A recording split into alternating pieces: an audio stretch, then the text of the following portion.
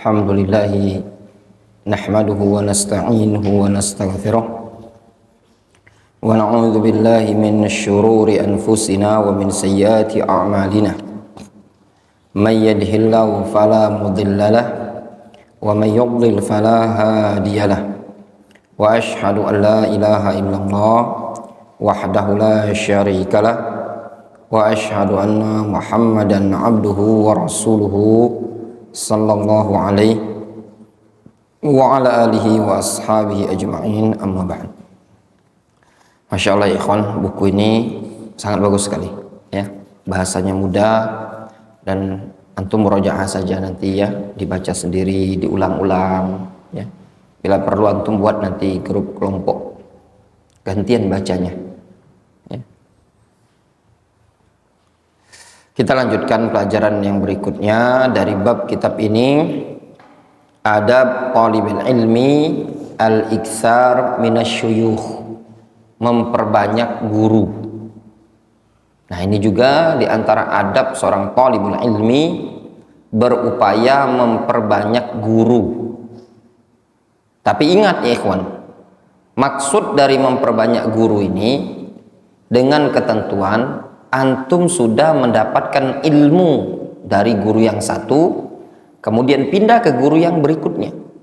Adapun kalau cuma sekedar memperbanyak guru namun tidak ada itqan, gurunya saja banyak tapi tidak ada yang bisa dia dapatkan, itu tidak diperbolehkan, rugi, habis waktu.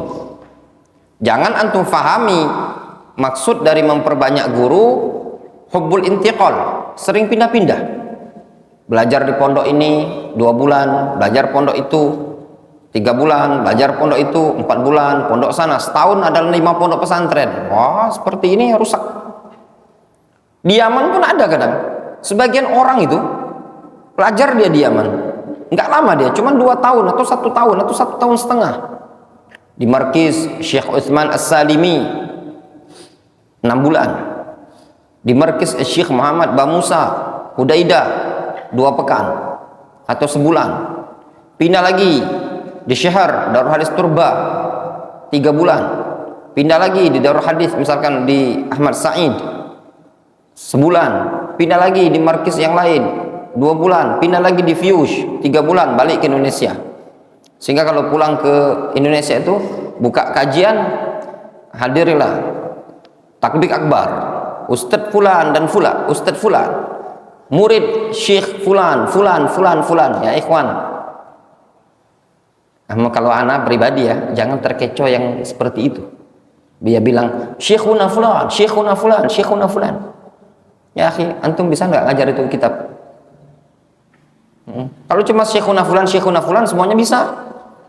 Ya, ada juga yang kadang dia yang pernah belajar di Yaman, kemudian ke Saudi Arabia, jadi kadang jadi mutawif lah, kadang jadi ini, nyambi lah, ikut-ikut di daras-daras masyayikh, buat daurah, buat takbir akbar, alumni Darul Hadis Yaman dan murid para ulama Saudi Arabia. Antum kalau pakai visanya bukan visa resmi, visa mahasiswa, nggak usah lah pakai alumni murid ulama Saudi, ya tah. Kecuali antum bilang saya mahasiswa dulu, masih mending ya, visanya bisa ziarah. Kalau kayak gitu semuanya orang bisa, ya toh. Kalau cuma sekedar pernah lihat, pernah duduk di belakang pula, hatam kitab juga enggak. Ya, malu sih kalau anak pribadi sih malu. Kalau cuma mau ngomong murid Syekh Fulan, boleh enggak anak bilang kalau anak muridnya Syekh Abdul Muhsin Al-Abbad? Anak pernah lo duduk di majelisnya beliau, pernah duduk di kajiannya beliau, pernah anak. Boleh enggak kira-kira anak bilang muridnya Syekh Sulaiman Rohaili? Pernah juga kita duduk di majelisnya beliau di Madinah, di majelisnya Syekh Abdul Razak Badar. Itu kemarin anak duduk di majelisnya Syekh Soleh Sohaimi Mufti Madinah. Anak juga pernah ikut daurahnya Syekh Muhammad Umar Bazmul Mufti Mekah. Anak pernah ikut darasnya Syekh Yahya Ibn Utsman Al-Mudarris. Syekh Yahya Ibn Utsman Al-Mudarris ini guru dari Syekh Mukbil. Berarti kalau ana mau bilang sama Syekh Mukbil, ana sama Syekh Mukbil itu guru kana sama. Duduk sekali kok. Syekh Mukbil bertahun-tahun duduk sama Syekh Yahya bin Utsman. Ana cuma sekali aja, ba'da maghrib sampai isya. Itu pun nggak bawa catatan. Ya enggak? Mungkin menurut ana sih tahu dirilah. Nah, iya enggak? Tahu dirilah. Jangan mau jadi terkenalnya saja. Guru fulan full clear pamflet itu. Nggak kayak gitulah belah ya, bukan seperti itu maksud dari al-iktsar minasyuyukh. Maksud dari al-iktsar minasyuyukh, dia berguru dan istifadah dari guru tersebut, mengambil sesuatu yang ilmu-ilmu yang banyak.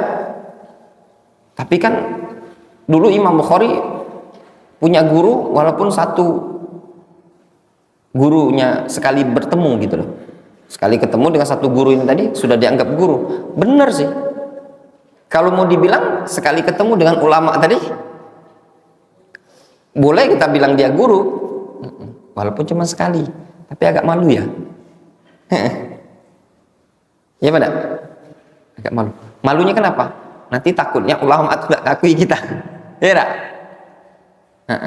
Antum deh misalkan ketemu Ustadz Afa gitu, sekali ikut daurah tabligh akbar, ya enggak? Tahu-tahu antum bilang, saya adalah murid Ustadz A, Ustadz B, Ustadz C. Ustadz itu ditanya, benar Ustadz itu murid antum? Tak pernah lah punya santri itu, ya enggak? Malu ya? Ya enggak? Malu. Iya, kayaknya enggak ada di daftar pondok pesantren kami. Ada ini Ustadz, ada kajian. Hadirilah tabligh akbar Ustadz Dede Wandi As-Sundawi. Beliau adalah murid Ustadz fulan. Gurunya Wandi ini Doktor Fulan. Ada LC, ada MA, ada alumni Yaman, ada alumni seluruh ini, masya Allah. Ternyata daurah saja, ya kan? Guru pas daurah. Takutnya gini, nanti orang bilang, coba ditanya di pondok pesantren, ada nggak Ustadz punya murid? Nggak ada sih, kami nggak punya murid. Akhirnya apa? Ustadz pondok pesantrennya itu tadi buat surat pernyataan bahwasannya yang seperti ini mengaku-ngaku murid kami, bosnya tidak pernah mondok di pondok pesantren kami. Malu juga antum kan? Nah seperti itu ya ikhwan ya. Kita lanjutkan. Ikhtarallahu al-ulama li ta'limin nasid din. Allah Subhanahu wa taala pilih para ulama untuk mengajarkan agama ini kepada umat manusia. Wa wahabahum ilman wa fahman. Allah anugerahkan kepada mereka ilmu dan pemahaman. Itulah para ulama, mendapatkan ilmu dan pemahaman dari Allah Azza wa Jalla. Wa fadala bainahum fi dzalik. Serta Allah Subhanahu wa taala tetapkan perbedaan antara mereka dari sisi keutamaan. Fadalah, mufadalah. Mufadalah itu artinya perbandingan. Allah jadikan adanya perbandingan antara para ulama, satu sama lainnya berbeda-beda kan? Ada yang ini jago fikih, ini pinter hadis, ini pinter bab akidah, ini pinter ilmu tafsir. Wal muta'allim yanhalu min ma'ini jami'il ulama. Nah, orang yang belajar dia berupaya untuk yanhal, ya, mengambil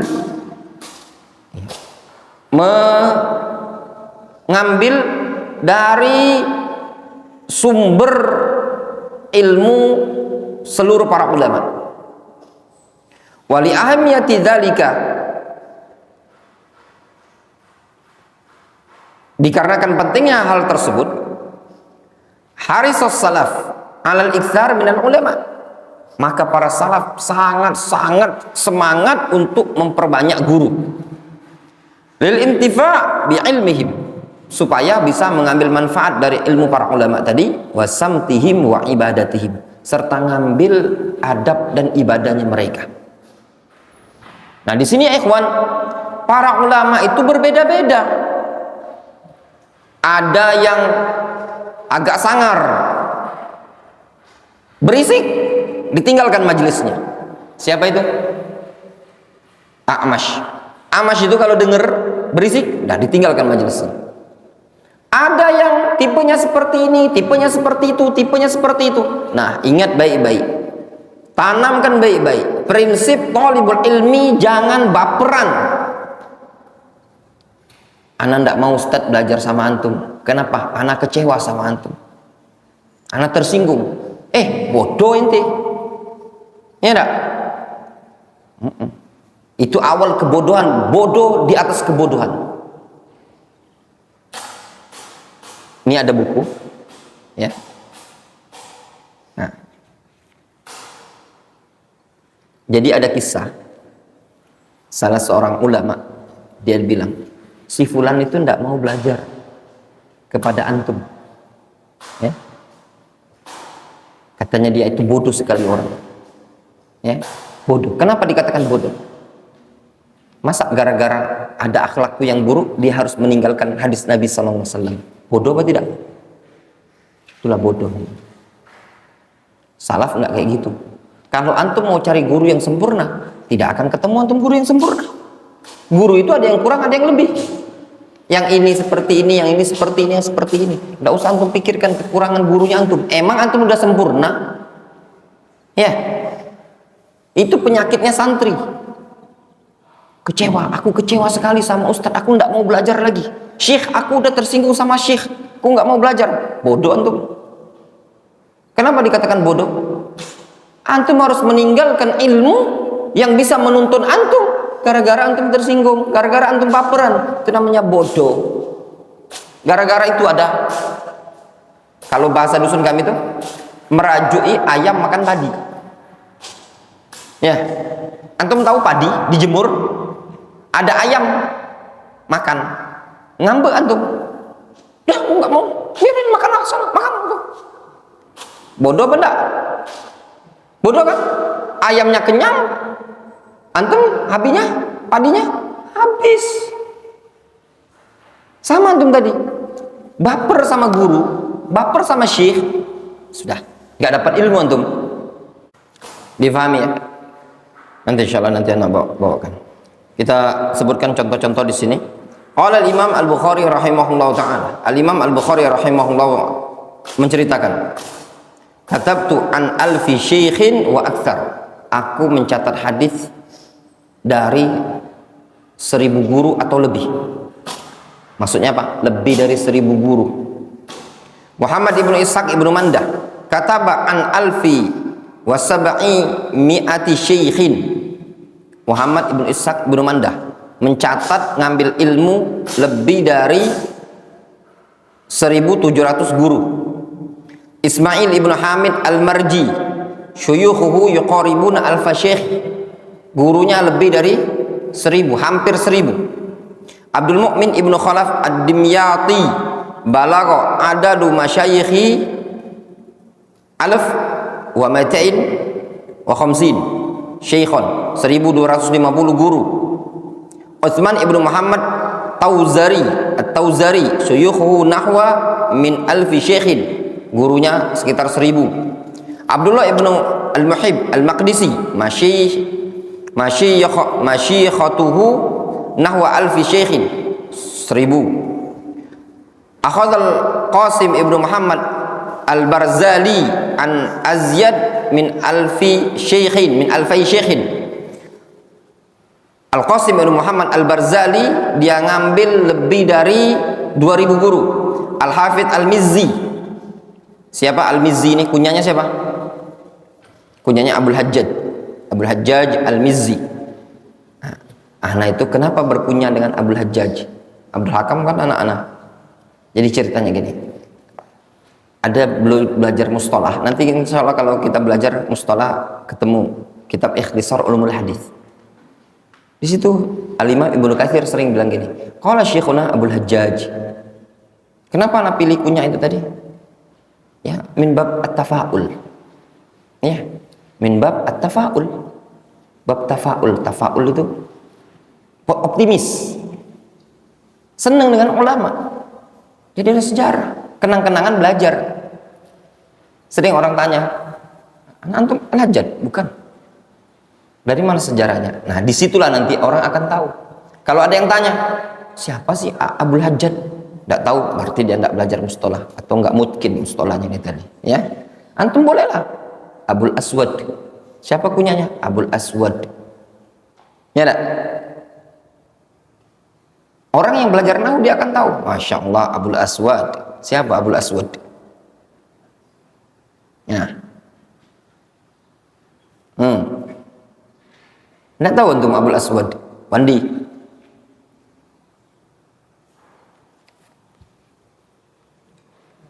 Nggak tahu. Abul Aswad Ad-Du'ali. Nggak tahu. Hah? Nggak tahu antum. Abul Aswad Ad-Du'ali.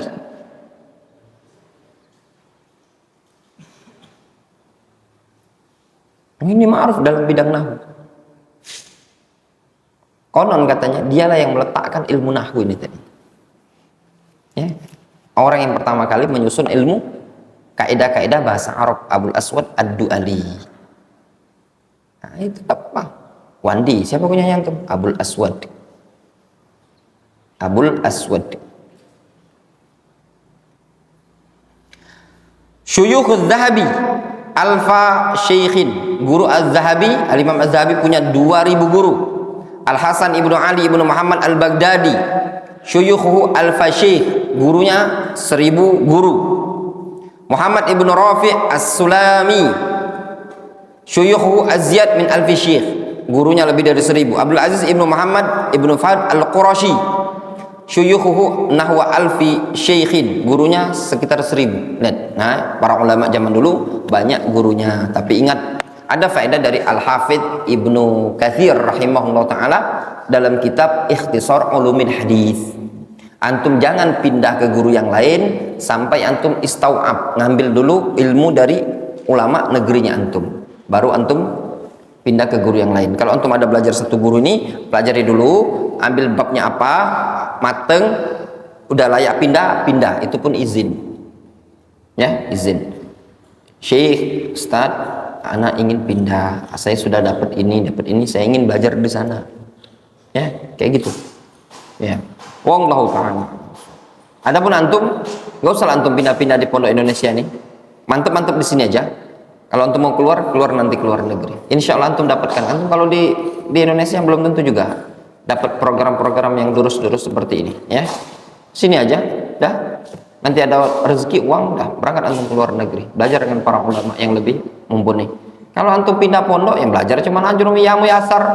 Sini aja jauh antum. Ya. Wallahu ta'ala a'lamu bishawab.